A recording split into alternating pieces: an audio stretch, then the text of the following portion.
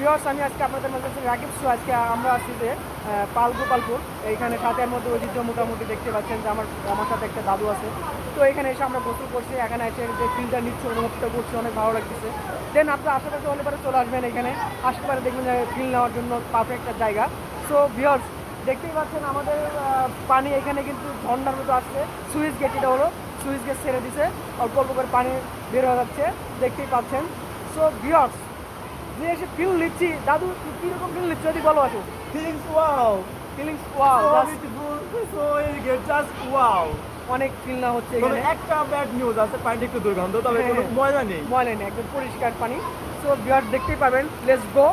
উপরে যাবো আমি।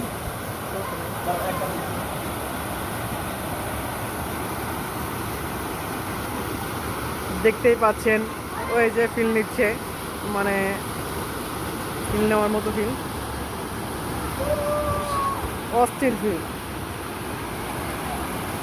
ইয়েস, এই ছিল ছোট্ট একটা ভিডিও আপনাদের মাঝে নিয়ে আসছিলাম। সবাই ভালো থাকবেন, সুস্থ থাকবেন। আল্লাহ হাফেজ। Bye.